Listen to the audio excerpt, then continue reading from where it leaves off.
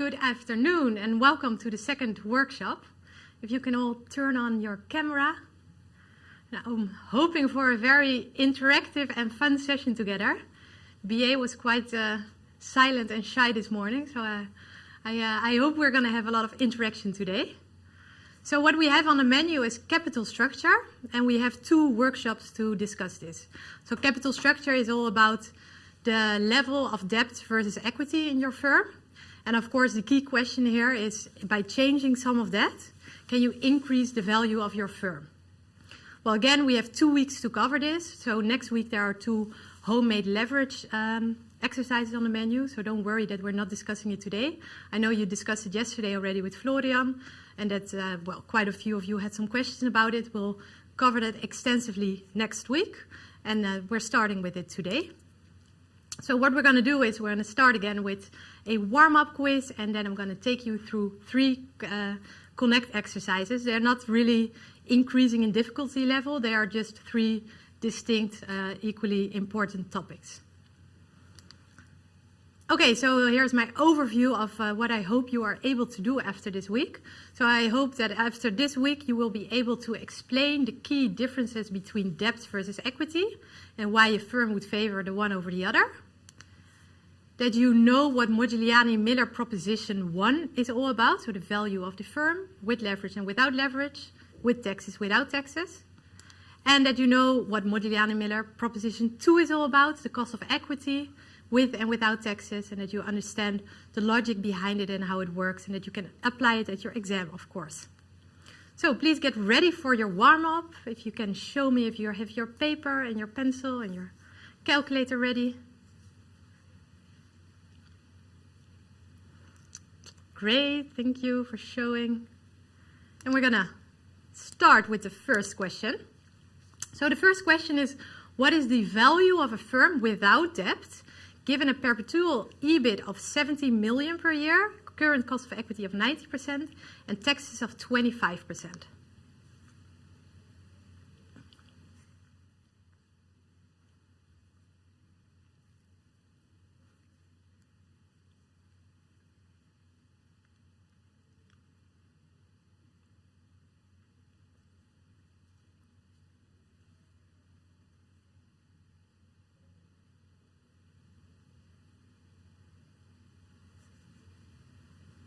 Yes, I see a lot of A's coming in. Very good. The correct answer indeed is A. Does anyone want to comment how you got to A?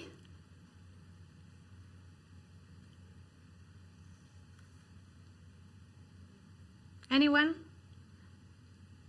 I think the formula is to multiply the EBIT with 1 minus the tax rate. Yes, very good. And then divided by the cost of equity. Very good. Yes, absolutely. So thanks a lot, Tessa, for this first interaction. So the value of a firm, just like the value of a project, which you learned in your first year, is just the present value of all future cash flows. Well, in this case, the future cash flows are the earnings before interest and taxes, but taxes is a cash out, so you need to deduct the taxes. So you do the EBIT times 1 minus the taxes. And then you discount it back with a perpetuity formula, since this is a perpetual EBIT, so you discount it back by the R0, and then you get to a value of 525 million. And this is for the unlevered firm. So how to calculate the value of a levered firm, there are 3 different ways, and we're going to discuss that, I think, in three workshops later. Okay, then an intuitive question. So why would a firm favor debt over equity? Is it because of residual risk and return, because of ability to force bankruptcy, because of tax deductibility of interest, or all of the above? Tax, very good. Who said tax? Can you please explain why that is? You can deduct the taxes you can deduct the debt from the taxes, the interest costs. Very good, yes. So interest is seen as a business expense. So you can deduct it from your profit so that you lower your profit and that you have to pay taxes over a lower amount. So this is very favorable for a firm, of course, to have to pay less taxes. So these are the key differences between equity and debt. So as a shareholder, when you have equity in the firm, your income is via dividends, whereas for debt, you get interest paid. Well, dividends is not seen as business expense, so that cannot be deducted, whereas interest is seen, so you can deduct that and pay taxes over a lower amount. Then control, equity holders, shareholders do that, of course, because they have the voting rights, whereas debt holders do that via the contracts they have with the firm. And for default, equity holders can never force a company into bankruptcy, whereas debt holders can. So if they don't get this interest paid, they can force the company into bankruptcy. So this is a key favorable thing of equity over debt from the firm's perspective, that equity holders cannot force bankruptcy. Okay, then we go to Modigliani and Miller proposition 1. So according to this proposition, the value of the levered firm equals the value of the unlevered firm. Is this always true, only true with taxes, only true without taxes, or is it just false?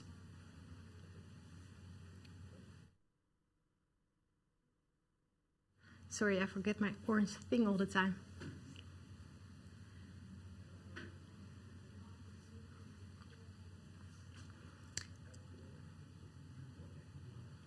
Well, I guess if you guys paid attention during the lectures of Florian, you know that the answer here is that it's only true without taxes. So without taxes, the value of the firm, it doesn't matter how much debt to equity you have. If you have an all equity firm, a little bit debt, a lot of debt, it's just a straight line. Whereas if there are taxes, the line goes straight up. Why does the line go straight up? Anyone? Why is it a straight line up? Why does the value increase? Maybe it's due to the tax yield? Very good, yes. Thank you. I think it was BB. Thanks. Yeah, indeed, because of tax shield of debt. Because, yeah, the present value of this tax shield of debt, so these savings on your taxes, you take the present value from that, and that you add to the value of the firm, and then it just increases. And of course, this is very theoretical. The first one without taxes extremely, because in the real world there are taxes. Then the line up is a bit more realistic because there are taxes, but then there are a lot of other real life things, like the possibility of bankruptcy, because otherwise every company would have 100% debt financing if the line just goes up until infinity, right? And this is not the case, but that you will learn next week during the lectures why there is a limit to debt. Okay, now we go to a bit more difficult question. So imagine an all-equity firm that has 500,000 shares outstanding.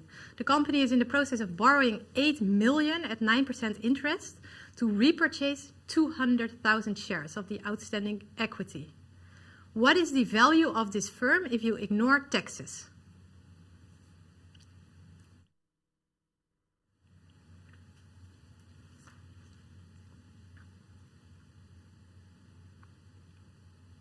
So with 8 million, they can buy back 200,000 shares.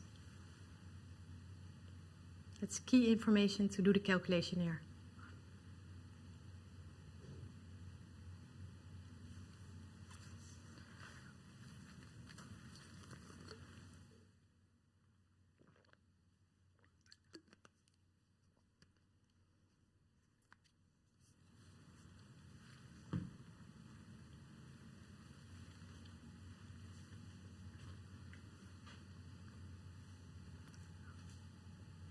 Yes, I see the first A's coming in. Very good. That's indeed the correct answer. I hope that all of you guys noticed right away that here it was said, ignore taxes.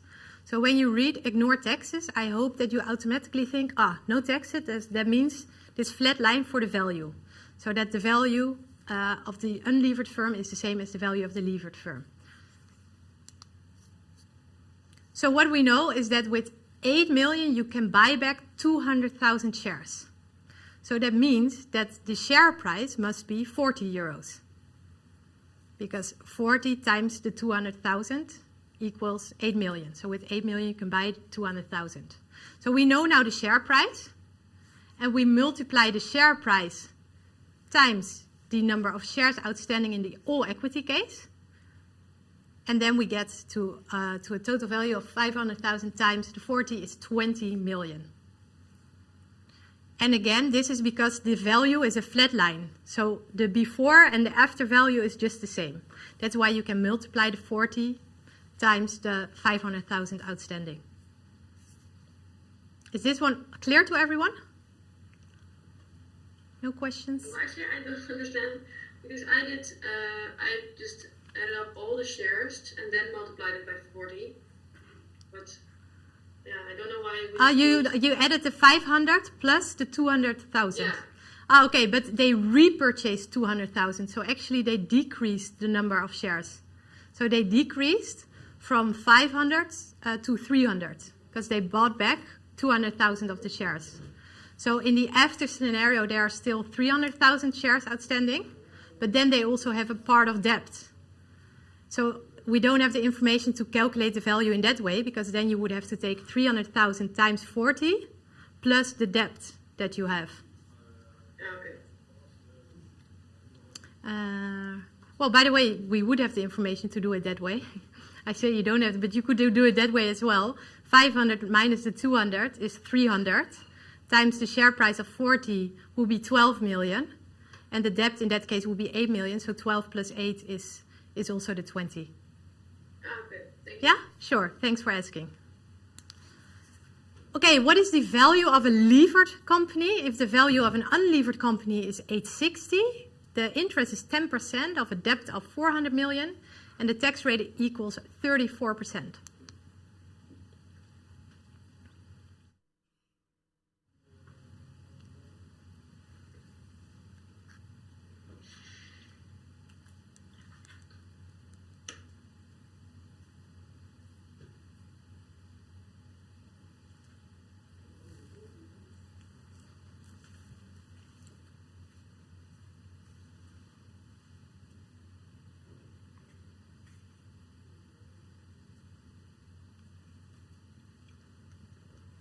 Did you get any answers already, Kamba? Not yet. No. Oh, we have the first answer coming in. Could you maybe remove the notifications on your laptop? Yeah, it's annoying. I saw this well, sure. Yep. Very good. I see a lot of these coming in. Lisa still had it with a question mark. Don't be insecure. That's correct. Indeed, D is the correct answer. So now we have Modigliani Miller 1, but with taxes. And in that case, the value of a levered firm equals the value of the unlevered firm. So this is the present value of all future cash flows discounted back with the R0, plus the present value of the tax shield of debt. So you can just take the 860 plus the tax rate times the debt. And then you get to 996. Many people find it confusing that you can just say TC times D, because of course this tax shield, it's the taxes that you don't need to pay on interest. So let me say,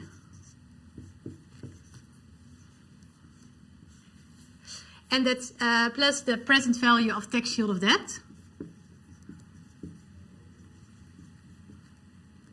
Shield of debt. And this would be the taxes that you don't have to pay on your interest. And your interest is, of course, the RD times the debt. This is your interest. So the 10% times something. And if you want to discount that back to today, assuming that the debt is perpetual, which is mostly the case in the exercises, you just use the perpetuity formula and you discount it back with RD. And now you see that we have RD here and RD there. That's why you can just write it as TC times D. Yes, so don't make the mistake of doing TC times the interest. It's TC times D. Is that question? Yeah? Someone asked, is the value of a levered firm always bigger than its unlevered equivalent? Yes, so thanks for asking the question. Indeed, so that was that drawing that I had at the beginning. So, and of course I'm talking here in in Modigliani Miller world. So in the real world, this is not always the case. So if you have a high risk firm with a high risk of bankruptcy, it would not be the case.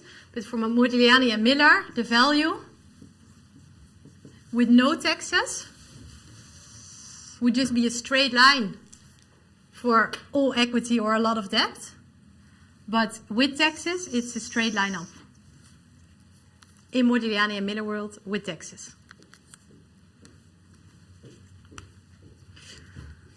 Okay, let's go to the next question. So according to Modigliani Miller 2, proposition 2, the cost of equity rises with leverage. Always true, only true without taxes, only true with taxes, or is this false?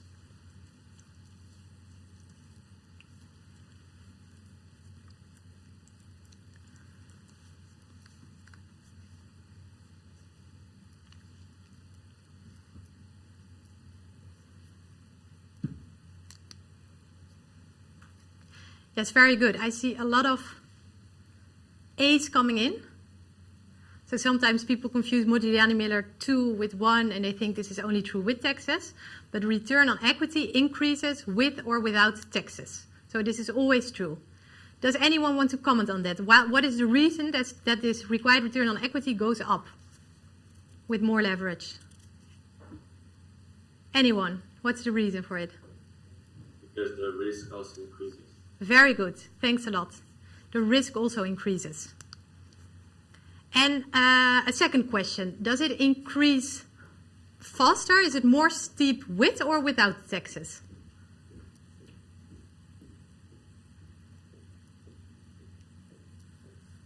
What do you think? Can you repeat the question? Yeah, so the return on equity increases with leverage, right? That's what we said. So if we now have return on equity here, we said both with and without taxes it increases because risk to shareholder increases. If we now, this is without taxes. With taxes, would this line be steeper or less steep? Steeper. Steeper. I would say less steep. Okay, less steep. Who said less steep? Why do you think less steep? I think it's less steep because of the tax shield. So the tax shield makes it more interesting to have debt. So the required return on the equity is less. Okay, very good. Indeed. Indeed, it will be with taxes. It would look like this. Less steep. Exactly because what you said, because of tax shield of debt, which is risk-free. That's there anyhow. So there's this risk-free element of tax shield of debt. That's why with taxes, the line is less steep. Still going up, but less steep. Thank you. Because you have your more money from the tax shield, doesn't that mean that you also give more back, so the return is higher? Sorry, can you repeat that, Oliver? So if you have the tax shield, that means that you receive money back from the government, basically. Yeah, and that with you... this money back that you receive from the government, don't you pay out the dividends? So more dividends, therefore the return will be higher. Yes, I guess your question, but the risk is lower because you certainly know that that tax shield is there. So the risk is lower and actually the return will be lower as well. Okay, because I thought that if return is higher, risk would also necessarily be higher, but I guess that's not the case then. No, I do get the logic that you just mentioned because it's with and without taxes and still the interest payment is the same. But I'm going to think about it and come back to this, okay? All right. This is our Modigliani proposition 2. If you don't have this in your head yet or somewhere else on the paper, can you please write it down? Because then we're going to work with it for the next exercise. So the return on equity is the return in the all equity scenario plus debt over equity times the return on equity in all equity scenario minus RD. By the way, don't get confused that sometimes different notations are used. So R0 means return on equity in all equity is just the same as RA, which stands for all equity, is the same as zero debt. Sometimes you see return on stocks, which is the same as return on equity. And sometimes you will see return on bonds, which is the same as return on debt. Yeah, so sometimes different connotations are used, but they mean the same thing. Okay, so we go to our next question. What is the cost of equity if the unlevered cost of equity is 10%, debt to equity ratio is 0.5, and cost of debt equals 4%?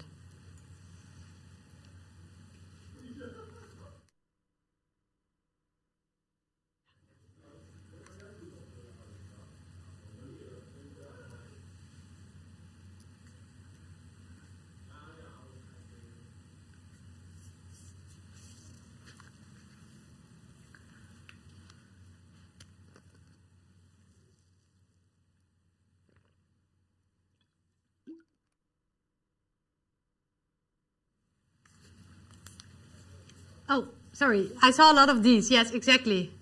So the answer here is D, and if you have the formula, this was just plugging in the numbers into the formula.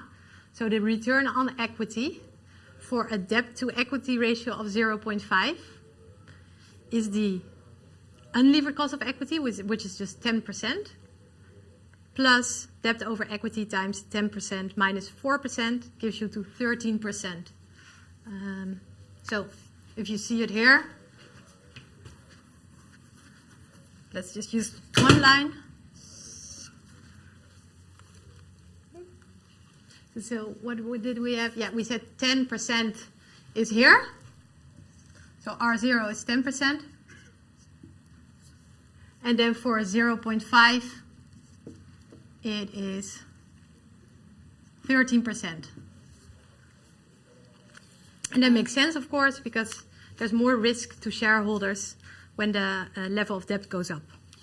I have a question from Aktay. Yeah. He asks, do we discount equity with the WACC or the RE?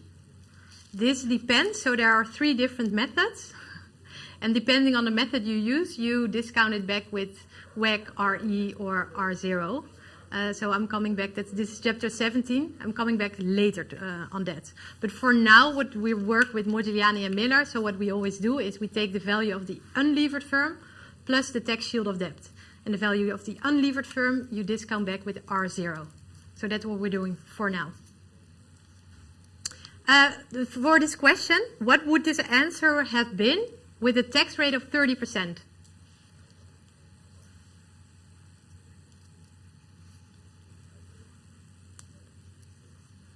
So remember, we just said the line is less steep because of the risk-free tax shield of debt. So let's see if that is indeed the case.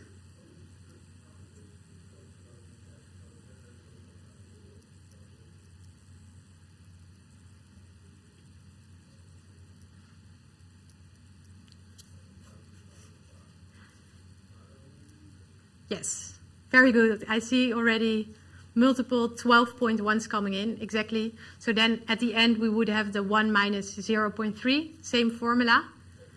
And then the return on equity is a bit lower because of a bit less risk due to the tax shield of debt. Okay, now what is our WACC? For the same information, we have an R0 of 10%, debt to equity of 0.5, RD of 4%. And we just calculated that the return on equity is 13%. And assume no taxes.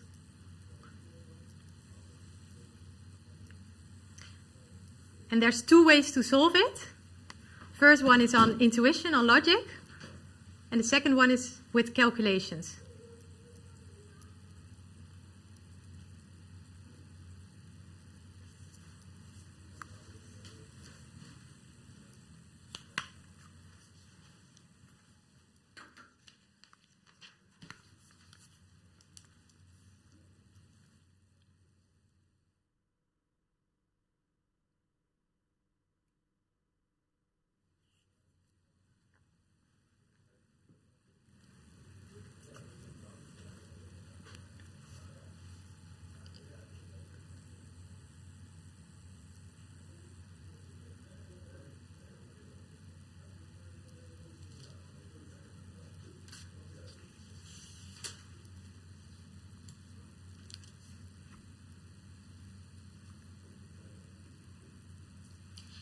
There's a question. Yes. Merel asks, what is the difference between RE and RO?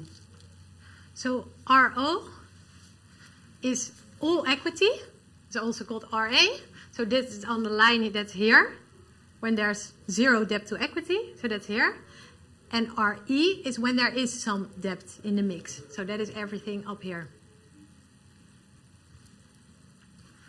Thanks for asking. Okay, I saw some correct, some non-correct answers coming in. I remember Victor was the first one. You came to 10%. Victor, did you calculate it or did you do it with intuition? Well, both. Like I first, before following my intuition, I decided to calculate it to make sure if it's right. Okay, cool. But I know that R0 equals RA, and since R WAC technically solves for like RA, I'm just like it might be 10% off the bat. Yes. Okay, very good. So, in case that was the case for this question, there were no taxes, then your WAC is just stable. So then your WAC always equals your R0. So in this case, it was 10%. So because in this exercises it was given that there were no taxes, you could have automatically thought, it's 10%. But I can also imagine that you first used right away the WAC formula. And if you had done that, you would also come to 10%. So let me see. What do we have? We have debt to equity of 0.5. So it's 0.5 to 1.5. Equity is then, equity over value is then 1 to 1.5. Well, if you would have plugged these into your WAC formula, that would also give you 10%. So in the case of no taxes, it's just a straight line. And thanks, Victor, for also commenting on that. And in the case with taxes, does anyone know how the line goes then?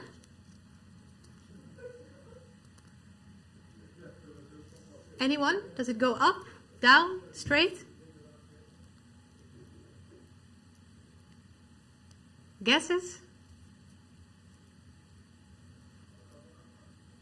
Don't be shy. Rain, wow. No one? Really no one? No one has a clue?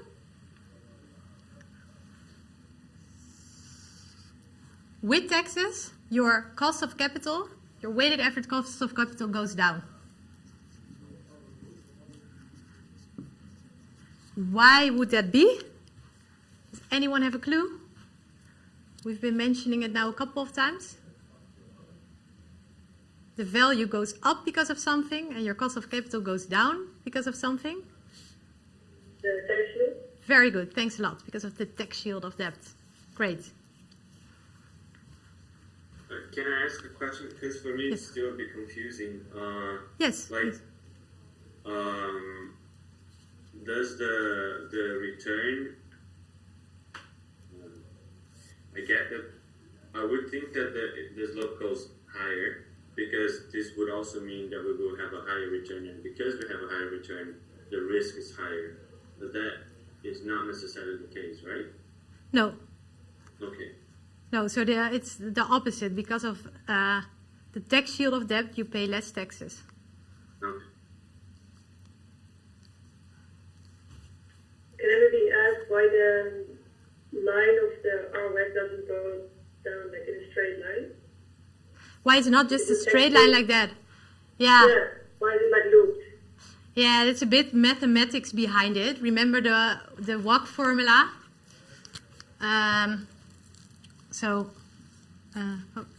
Equity.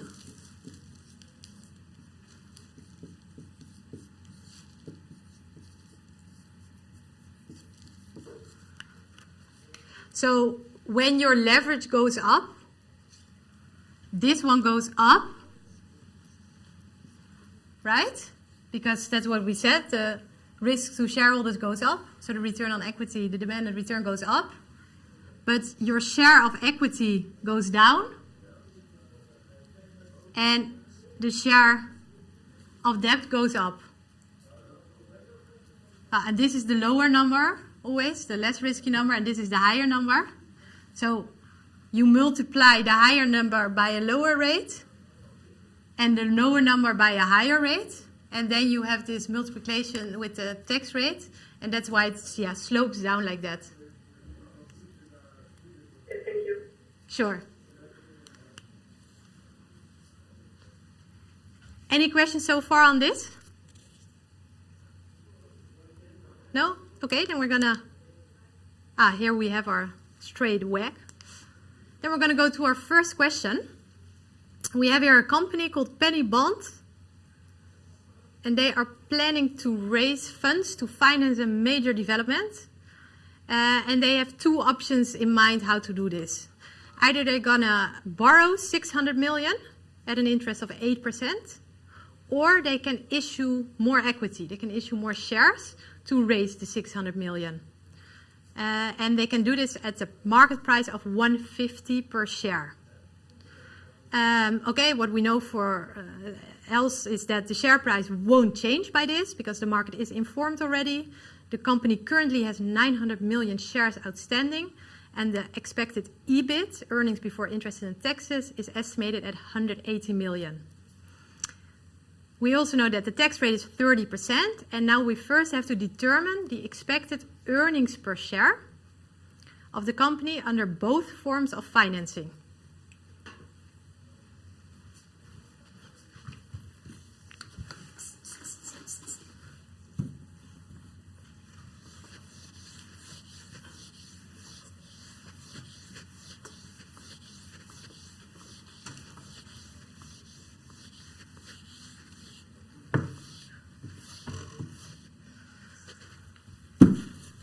Okay.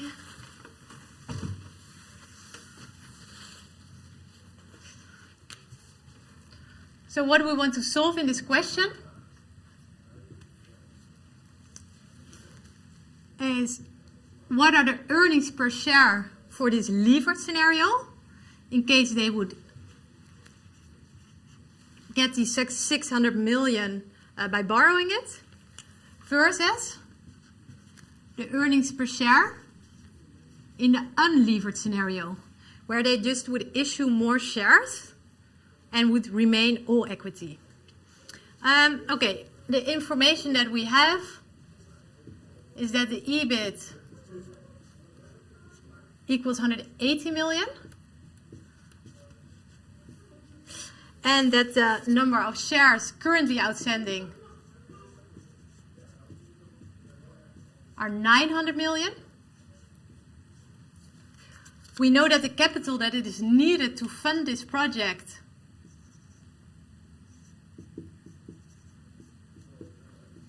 is 600 million.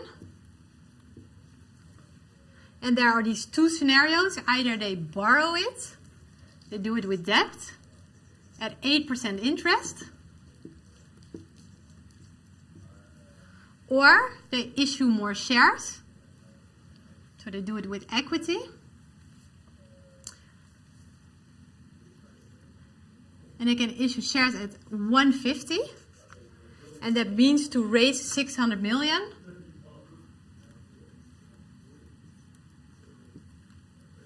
And the share price is 150.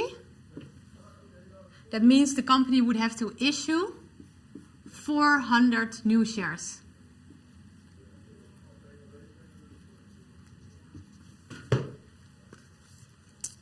Okay, now to get to the earnings per share, we need to get to the bottom line of the income statement. So to the net income. That is the money available to the shareholders. And when we have that number, we divide it by the number of shares outstanding. So let's do it for both scenarios. Okay, usually you would start with, is it okay? Because, look. Sorry, my screen is off. Yeah, people still see me? Yes. Okay. Okay, cool. So usually you would start in the income statement with revenue and you go down, but here we already have EBIT, so we just start at EBIT. And EBIT in both scenarios would of course be 180. Now we need to deduct the interest expense to get to your taxable income, to your earnings before taxes? Well, the interest expense would be 8% of the 600 million.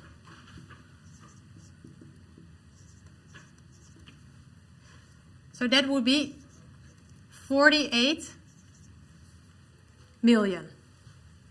So here the taxable income equals 132. Whereas in the all equity scenario, there is no debt, so there is no interest payment. So the earnings on which taxes need to be paid are higher than in the levered scenario. So this really illustrates this benefit of tax shield of debt. Because look, now we need to deduct the taxes at 30%, right? Was it 30%? Yeah. And in the levered scenario, it's 30% of the 132. So that is 39.6. Whereas in the unlevered scenario, 30% needs to be paid over these higher earnings. So you need to pay taxes of 54 million. More taxes, you see? So this really illustrates what this benefit is of tax shield of debt. You pay lower taxes with debt. Okay, so this now brings us to our net income of 92.4 in the levered scenario, of course, because we have this interest expense also, and 126 million in the unlevered scenario. Now, to get to the earnings per share, we need to divide our net income by the shares outstanding.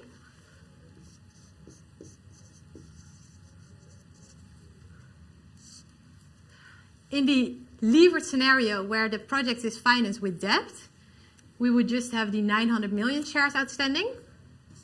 So we divide by 900 to get to an earnings per share of 0.103.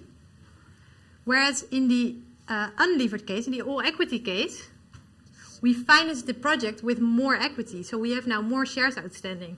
We have the old 900 plus the new 400. So these earnings need to be shared with more shareholders. And that gives an earnings per share of 0.097. Does this now mean that the debt scenario is better? Anyone?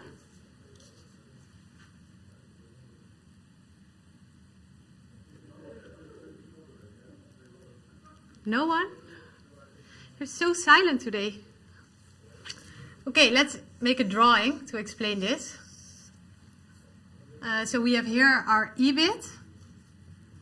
So of the total company, how profitable they are, and here are the earnings per share. So as a shareholder, what you get per share that you hold. So for the all equity case, it looks like this.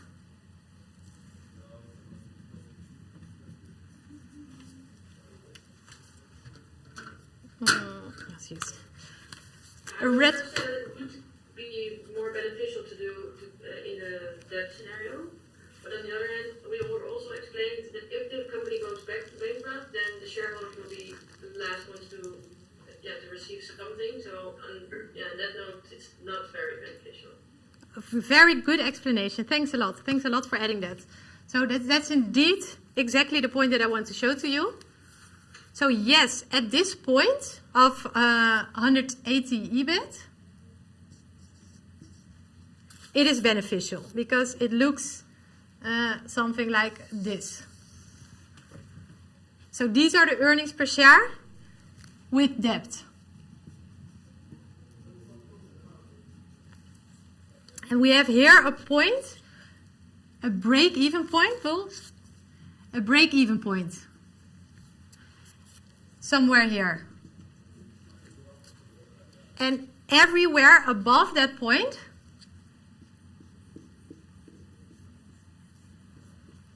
shareholders get more in the debt scenario than in the equity scenario. Why is that?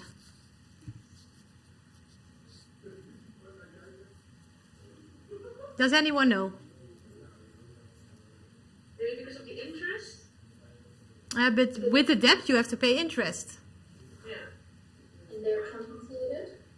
Come again? They're compensated for the risk they take? They're compensated for the risk of the More ideas? Interest is a fixed cost. Fixed cost? No? I'm still looking for something. Isn't there less expense? Like, isn't there less tax expense? So it goes to the shareholders because of the tax shield? And it's also not. Look here, guys. So here, with the debt scenario, we divide the earnings only by 900. So the earnings of the company are shared with less shareholders. Whereas in the equity scenario, you have to divide the profit that is there over more people. Yeah, so here, there's a benefit of debt because EBIT is shared with less shareholders.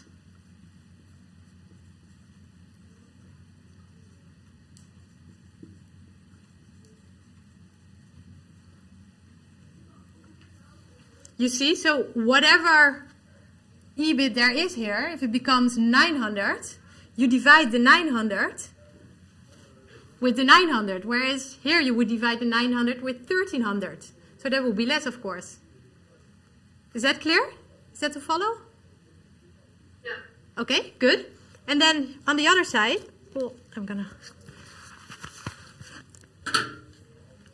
here,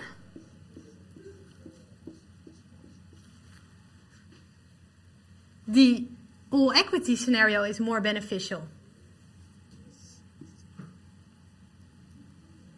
So here there's a downside of debt. And what is this downside? If you look here,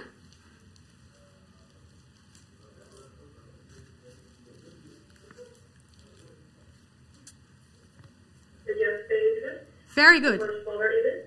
Very good, very good. So downside of debt is that you have to pay this interest of 48 no matter what your EBIT is.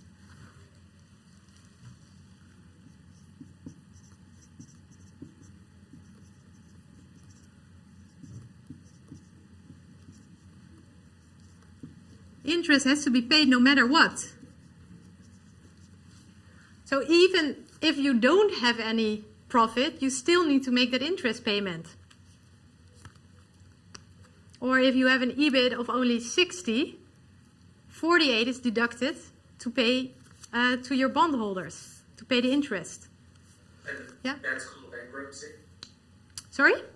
That's called bankruptcy. Yeah, that's called bankruptcy. So if the company, cannot pay, so what they could also do is they issue more shares. So the shareholders do a cash infusion actually to overcome this bankruptcy. But if they are not willing to do that, then the company would go bankrupt. Yeah. Very good. Clear so far? I guess so. Then I'm gonna move to B.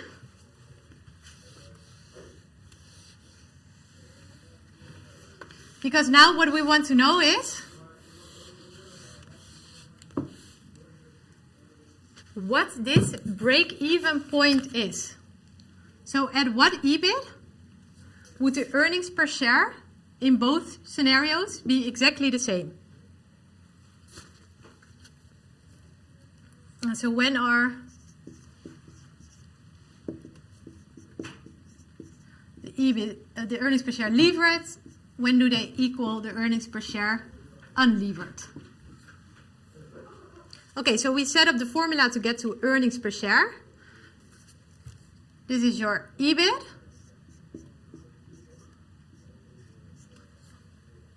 In the levered case, you have to deduct the interest. I think there's no camera on. There's no camera on? Yes, there is. And now again. Yeah, we see you again. Okay, thanks. So we deduct the interest. And then we deduct taxes. That gives us our net income. And we divide that over the number of shares.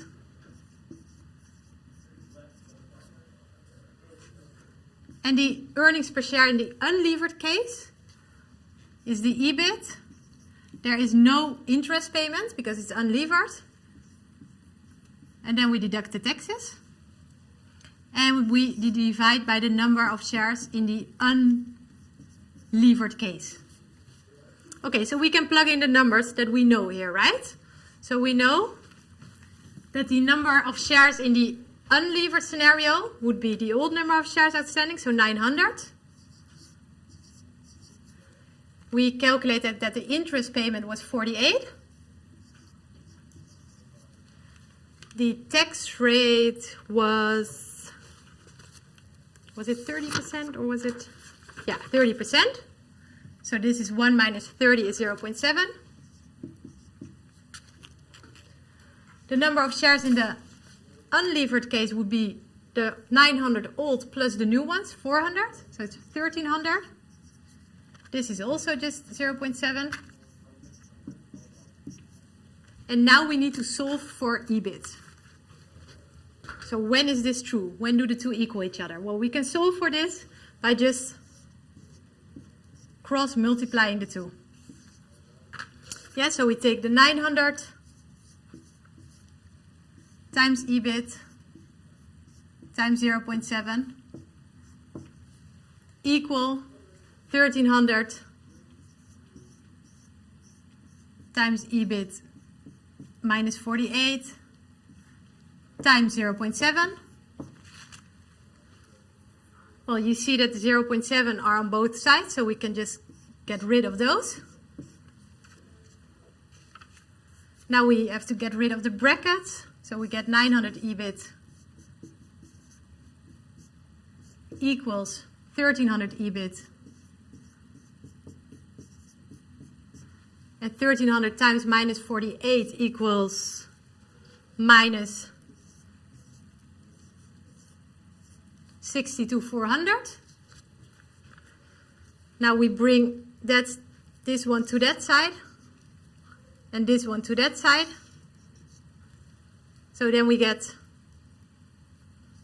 26,400 equals 400 EBIT.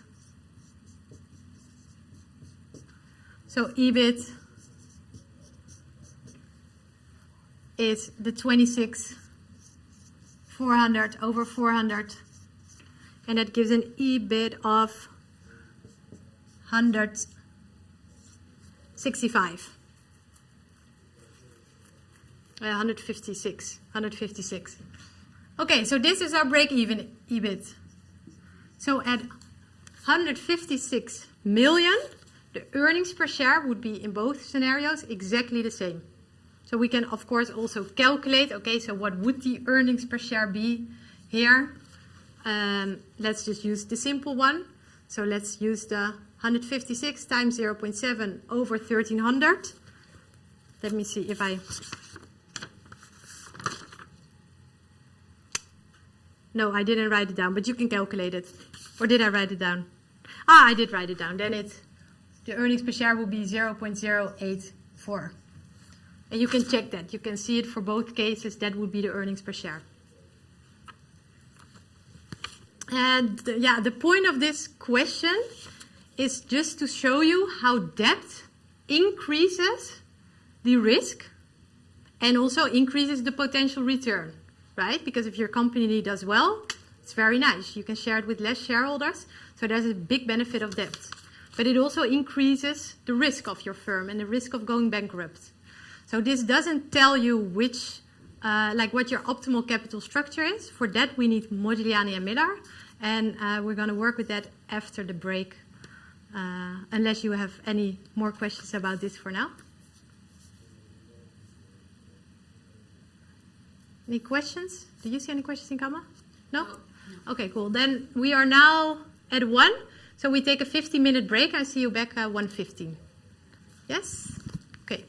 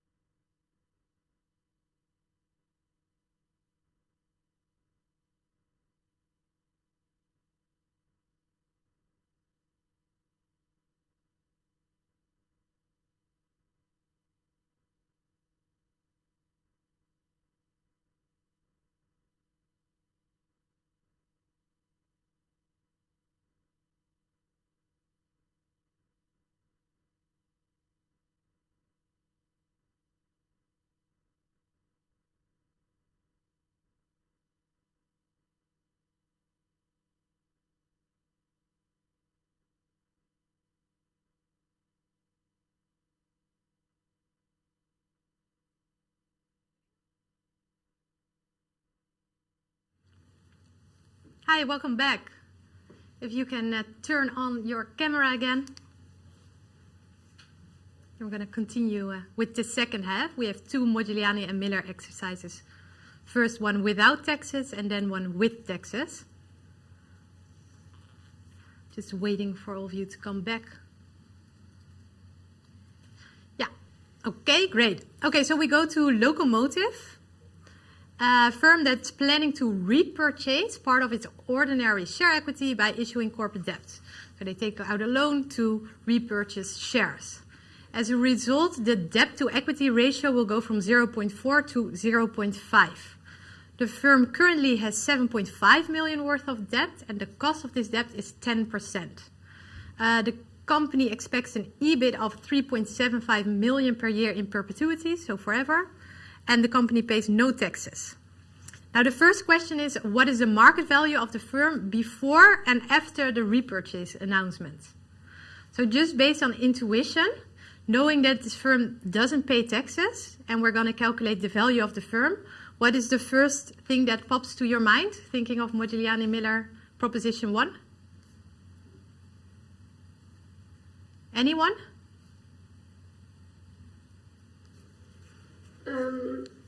That the value should be the same. Very good.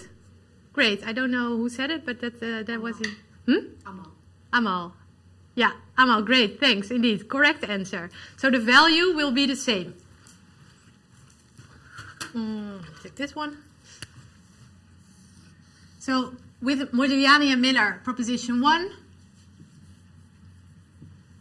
okay, we're going to move from 0.4 to 0.5, but this doesn't matter for the value of the firm. It's just going to be one straight line, because this is a scenario of no taxes. And then with homemade leverage, you can redo or undo what the company does.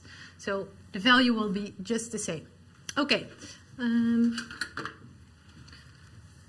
What we're going to solve for A is what the value of the firm is. And that, of course, consists of debt plus equity. And we want to know it before. So for the debt to equity ratio of 0.4, and we want to know it after. The information that we have is that the current debt equals 7.5 million. That the interest is 10%. And that the EBIT equals 3.75 million per year in perpetuity.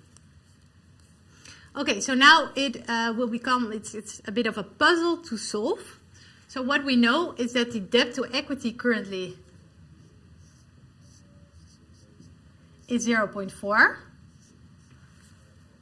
We also know that the current debt level is 7.5. And now we can just solve for equity.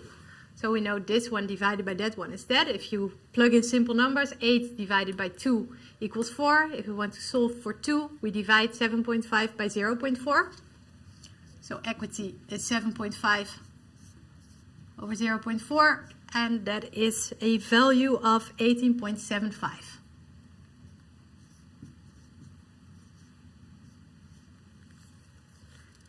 So now we're almost there.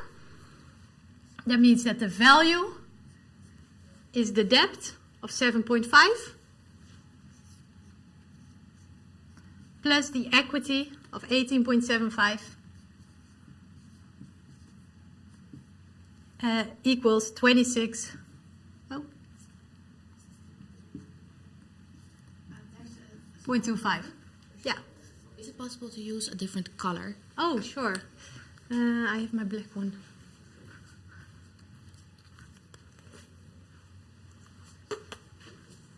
Where did I leave my black one?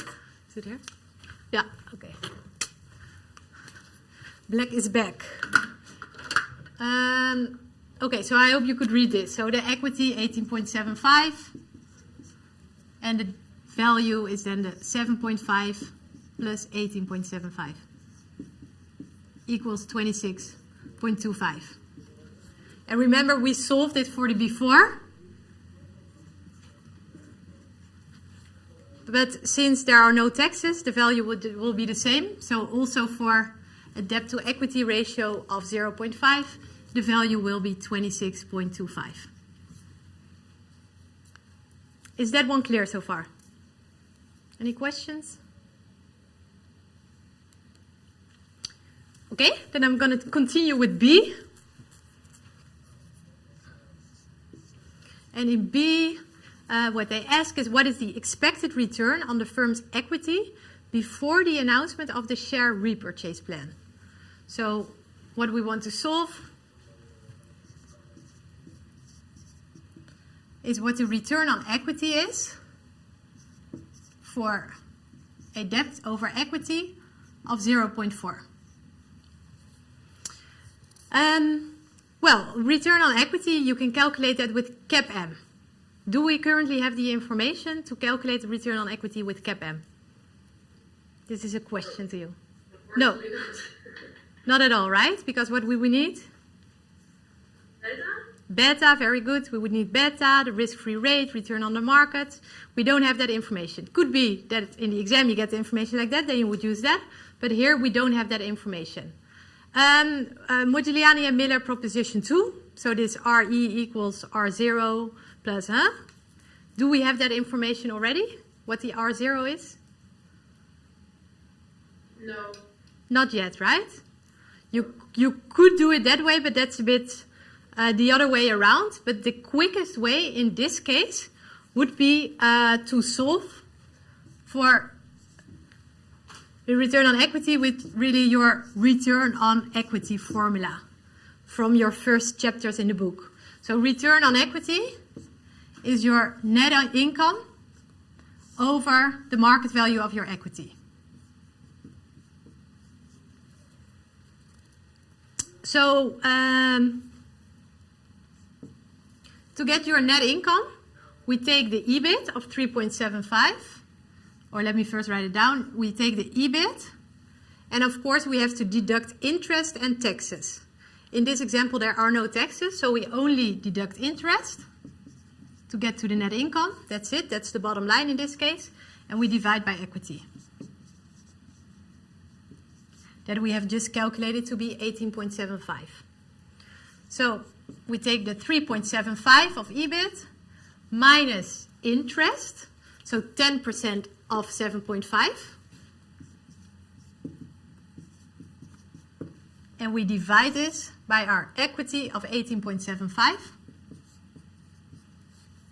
to get to a return on equity of 16%.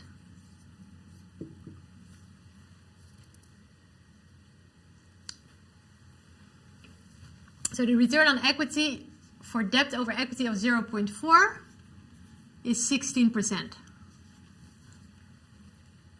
So let's make of this one now the return, which we know is a straight line up. And for this point, it is 16%.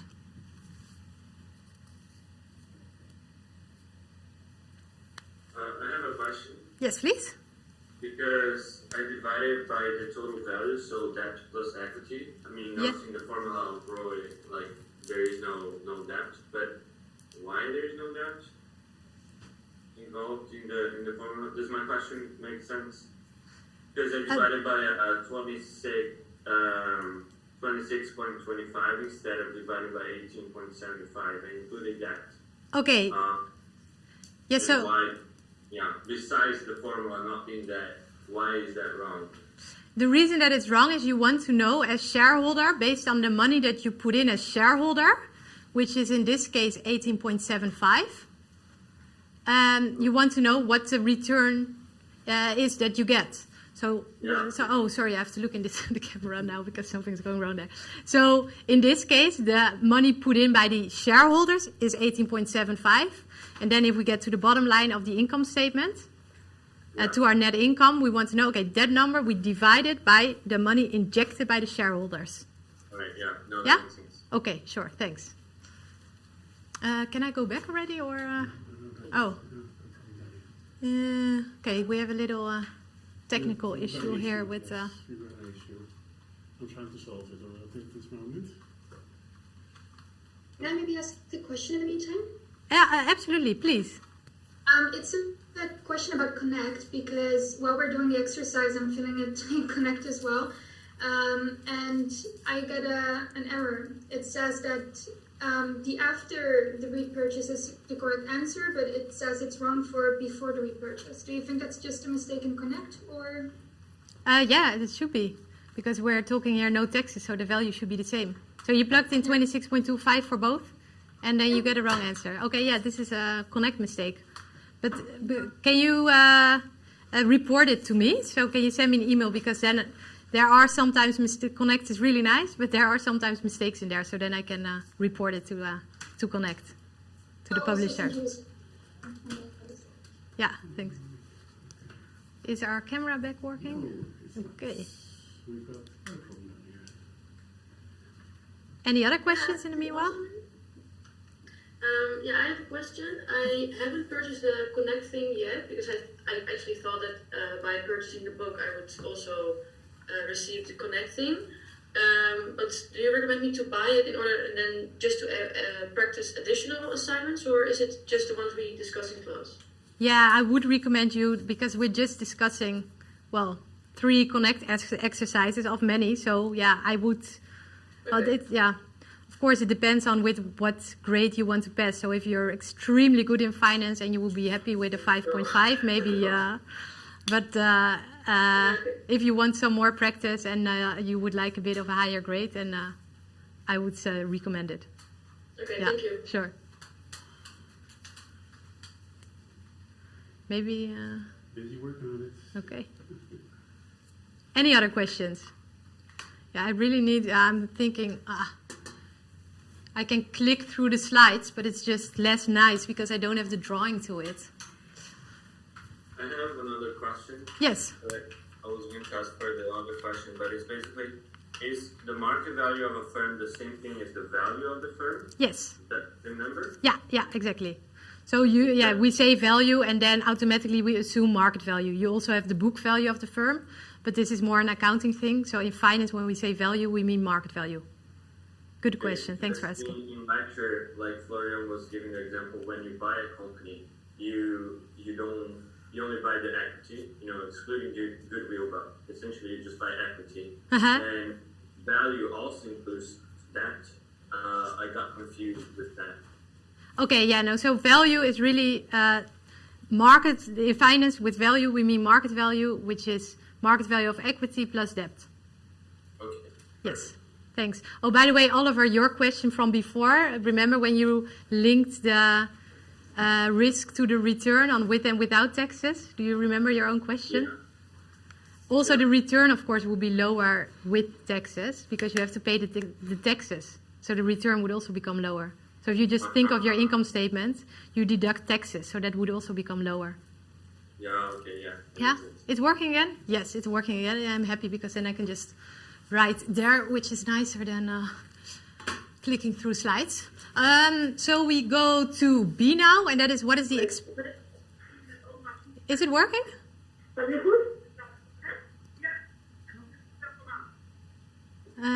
Okay, is it working? Thumbs up if it's working. Okay, cool. What is the expected return on the equity of an otherwise identical all-equity firm? Okay, so what we want to know here, of course, I'm gonna, yeah, I have this here already. Could have done this before.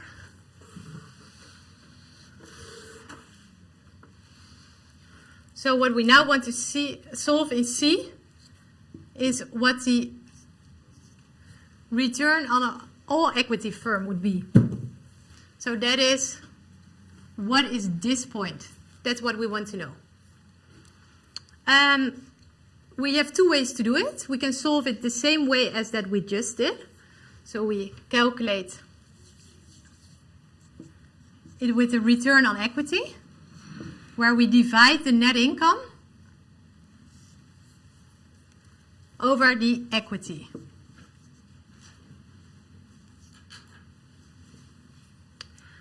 So in this case, the net income would just be the EBIT of 3.75, because we have the earnings before interest and taxes. There, with all equity, we don't have an interest payment. And in this example, there are no taxes. So in this case, EBIT is right away your net income. You go right away to the bottom.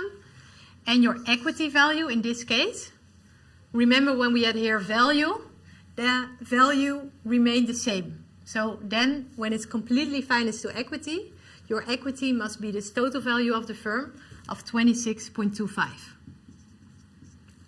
So that is in the all equity scenario. And this gives a return on all equity of 14.29. And when we go to our graph, that makes perfect sense, right? Because we expected it to be lower than the 16%,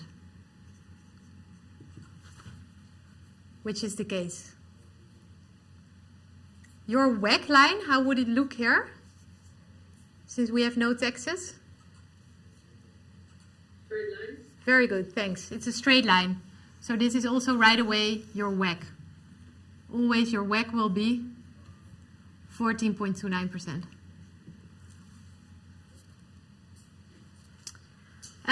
There was also another way, so this was the first way to solve it. The second way to solve it is with Modigliani and Miller 2. The camera's not working anymore. Ah, no. Okay, so let me then show you how to solve this. Are my slides on? Because then I will... What was the answer? 14 point what? 14.29. Okay, thank you. Sure. Are my slides on now? Can you guys see my slides?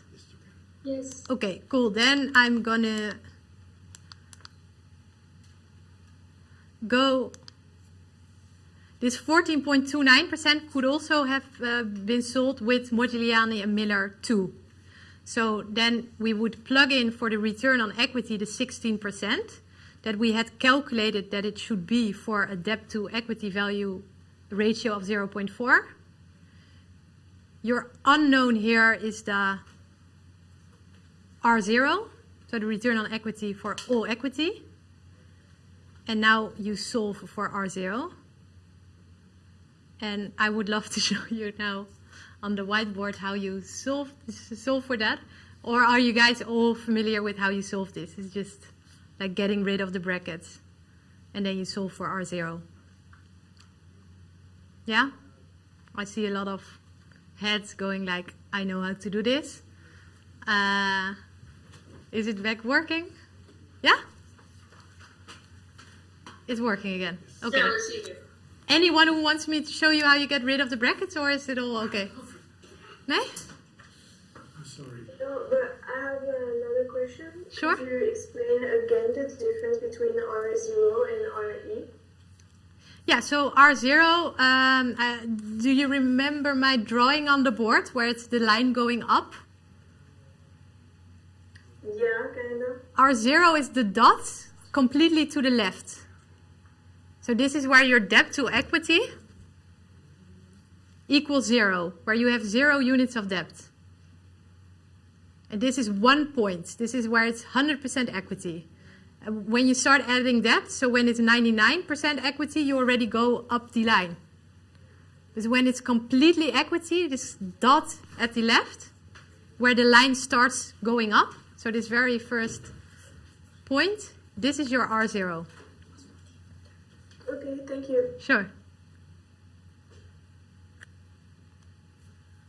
Can I also ask a question? Please.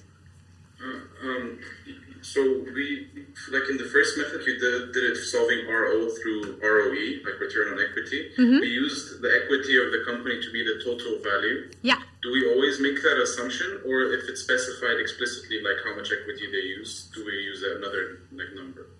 Well, we can only do that when there are no taxes, because remember the value the value stays the same, stays constant with no taxes. So in an exercise where there would be taxes, you could not do that because the value of the firm changes depending on the level of debt. So in this specific exercise, because there were no taxes, it didn't matter what the value, like what the share of debt was, the value would always be the same. That's why you knew that for the all equity case, it still had to be 26.25 for the total value. Yeah, it's clear? Okay, thanks. You can try What- whiteboard by this camera. Okay, we're gonna use the whiteboard with the other camera. Let's try this. I hope it'll stay in focus. Yeah, take it out,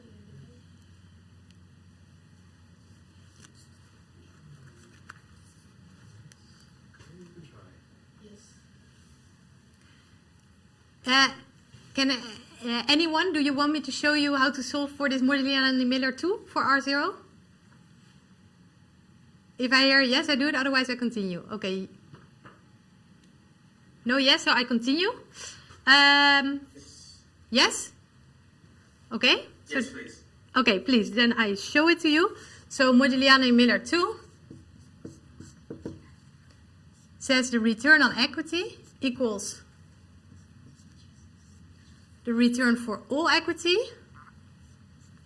plus debt over equity times return on all equity minus return on debt. Then we use this scenario. So we know that the return on equity is 16%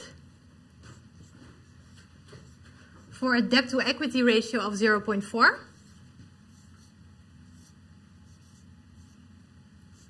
We know that the return on debt that was given is 10%. Now we get rid of the brackets. So 0.4 times R0, 0.4 times minus 10 equals minus 4%. Now we're going to add these two up. So we get 1.4 R0.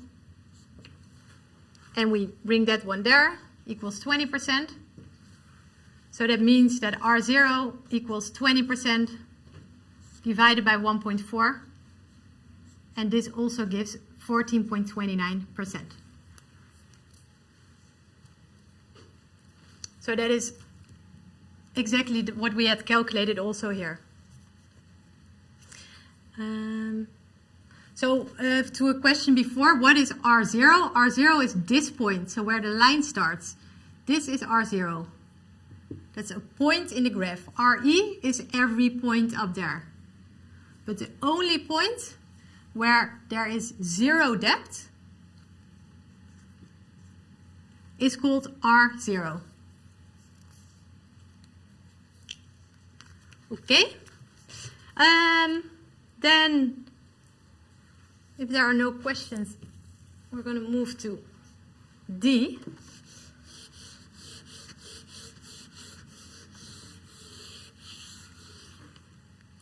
Maybe a question in between. Yeah? Leila asks for our next workshop if we can also focus on the homage unleverage instead of just the homage leverage. Yeah, so the other way around. Yes, exactly. Okay. I'm thinking if that's... Oh, I have to look in this camera now. I'm thinking if that's in there. But yes, I will do something there. Thanks for asking. So for D, what we want to solve is... now we want to know what the RE is for this point. So we want to know, okay, what is return on equity for 0.5 units of debt to 1 unit of equity?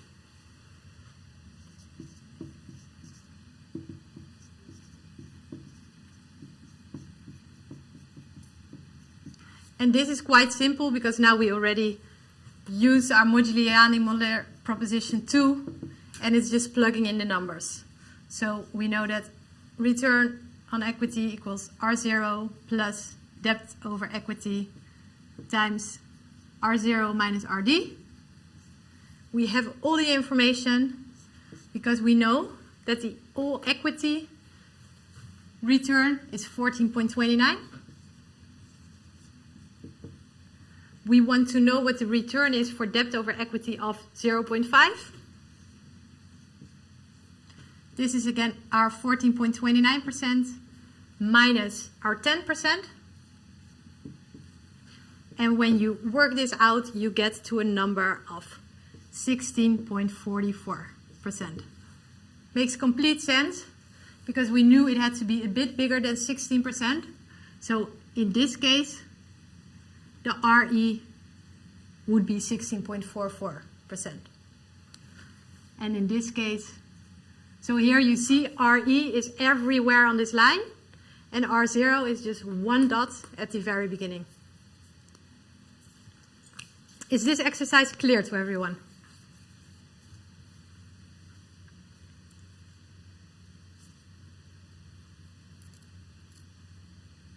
Sorry, on B again, could you explain why we use the whole market value? Yeah, so for B, it was an all equity firm.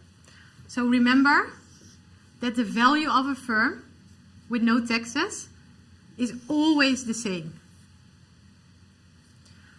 We had calculated for 0.4 that the total value of the firm is 26.25. This doesn't change when there's more or less debt. So even if we don't have any debt, this value must still be 26.25. So here, the 26.25, the value was partly equity, 18.75, and partly debt. But here, the value is 100% financed with equity. So here, that value is your equity value. Another question. Is that clear? Yeah. Yes, another question from the YouTube live stream. Camilla asks, could you maybe briefly explain the difference between question B, C, and D? The difference, I don't have sharp anymore. I think for B we just calculated different points on the slope. So I think for B we calculated the 16%, for C we calculated this point, and for D we calculated that point. So it's quite similar, it's just another point on the slope. And the takeaway for you guys is that you can calculate these points using Modigliani and Miller proposition 2, or with your return on equity formula, or alternatively, what I mentioned, sometimes you calculate it using CAPM. Thank you. Sure. Okay, then we're going to continue with our final question. Can I go to my PowerPoint? Or is that not possible now? Or I just have to stand very to the back? Or? Is the PowerPoint on? And I stand here? Okay. Ooh, but then okay. Our third exercise, now we go to Modigliani and Miller proposition, to Modigliani and Miller with taxes. So we have a company with a debt to equity ratio of 2.5. Whoa, this is a very levered company with a lot of debt to equity. What does that ring a bell for you? What does that mean for the return on equity? Do you expect it to be super low, super high, medium? High. Very good. Why? Because it's a compensation for the risk of having a debt. Very good. Thanks a lot. Indeed, that's the explanation. It's very risky if a company is very leveraged. So what we also know is that the WACC of this company is 15%, the cost of debt 10%, and that the tax rate is 35%. And the first question is, what is this company's cost of capital? Cost of equity capital.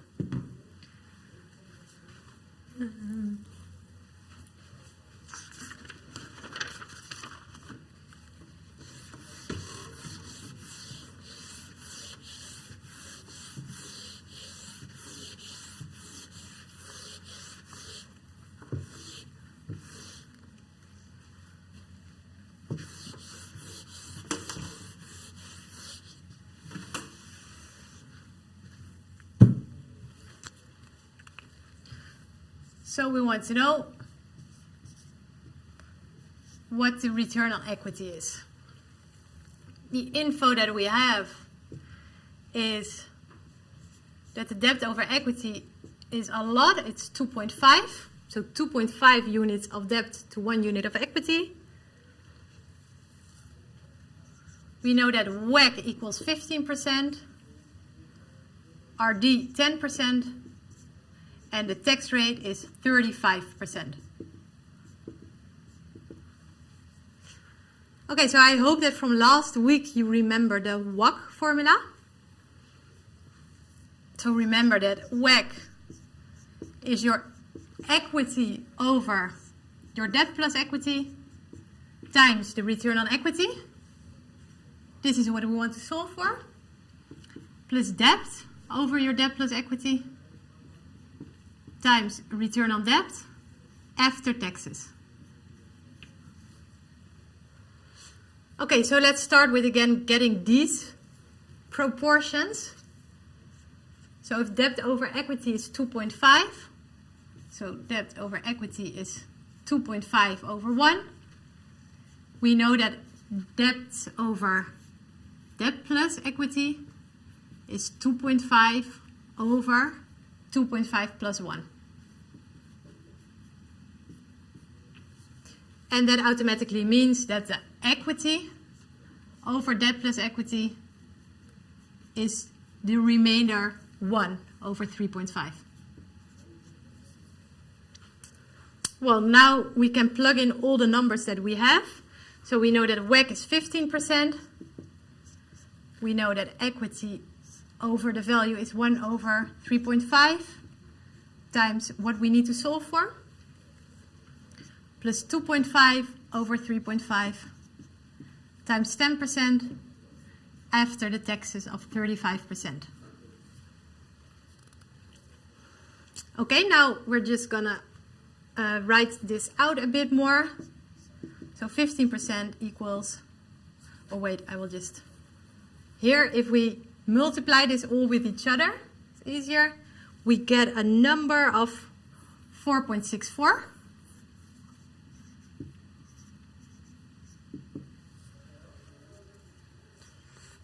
We bring that to this side, and then we divide by the 1.35 to get a return on equity of 36.25%. And this is exactly in line with our expectations, because we are at a point of very high debt to equity, 2.5, it's really high. So we would expect also a high return on equity, and it is 36.25%. Can I ask something? Please. I'm probably mixing something up, but we have the firm's weighted average cost of capital, so the WACC. Didn't we say somewhere this workshop that we could call that RA?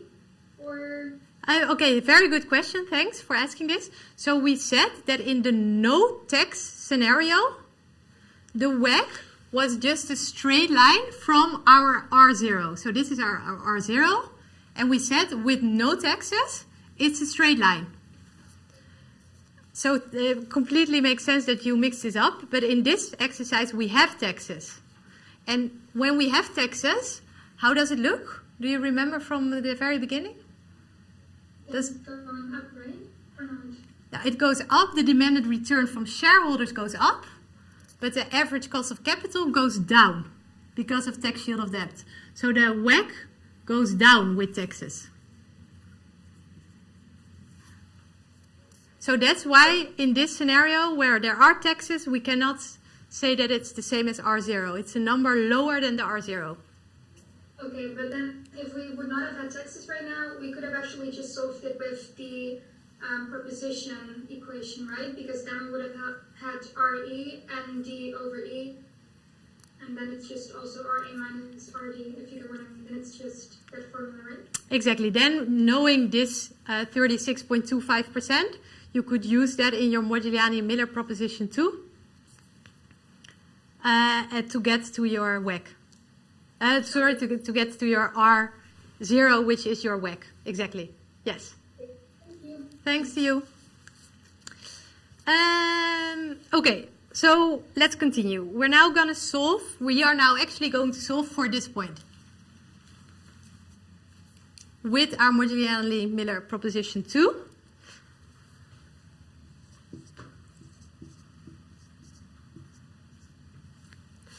So Modigliani Miller 2. RE equals R0 plus debt over equity. Watch out, there are taxes now, after taxes, times R0 minus RD. Okay, let's plug in all the numbers we know.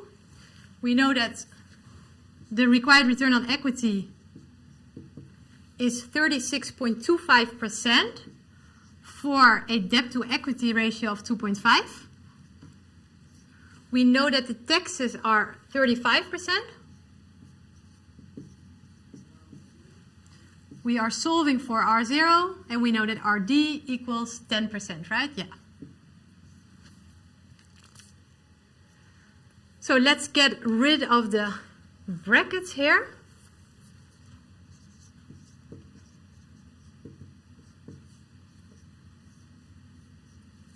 So if you multiply 2.5 times 0.65 times R0, you get, let me see where we are at, 1.625 R0. And when you multiply this with the 10%, you get a minus 16.25%. Now we bring that one there. We add these two, so we get 2.625 R0 equals 52.5. So your R0 comes down to 20%. Does it make sense? It makes a lot of sense, because look, this is lower than the 36.25%. Of course, because it's much less risky than over there.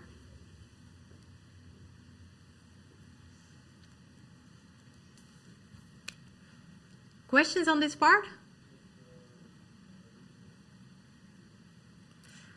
Okay, then we're going to go to C.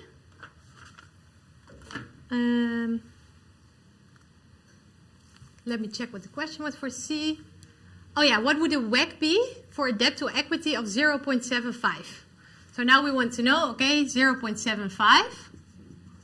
What is the WACC? So already think it has to be a bit lower than 20%, but how much is it going to be?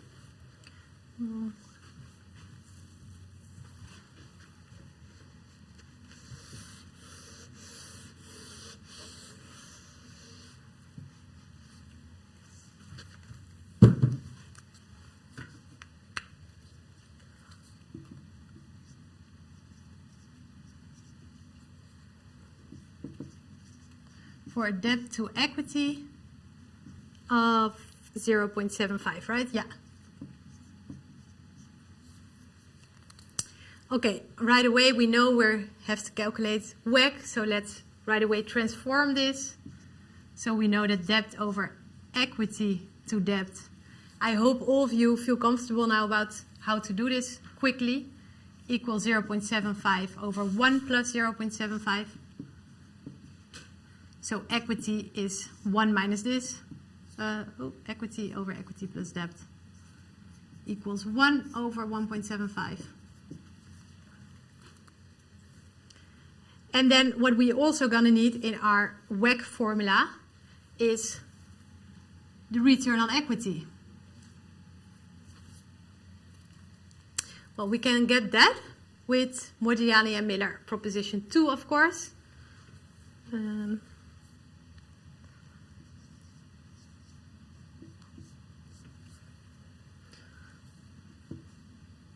So the return on equity for this point equals your R0. We had calculated that to be 20%. plus the debt over equity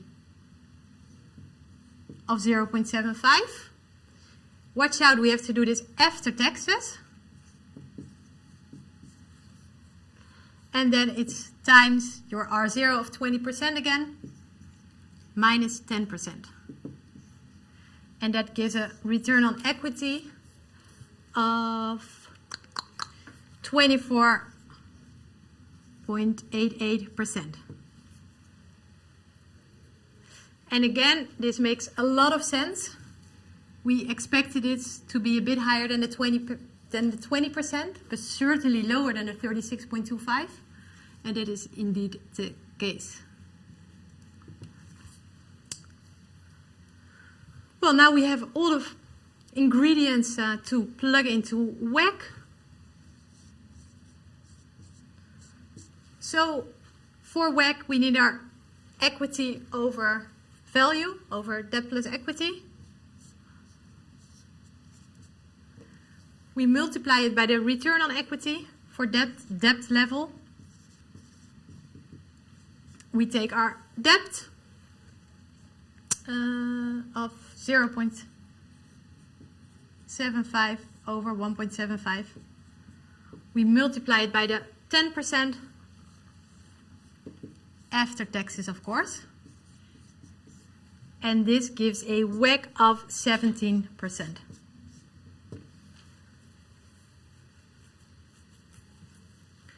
And that makes sense, right? We expected it to be lower than 20%. And it is indeed lower than the 20%. It's 17%. Let me look. Yeah, it is almost 2. So I had a bonus question for you to solve this also for 1.5. So I challenge you to calculate this point and this point. So your return on equity and your WACC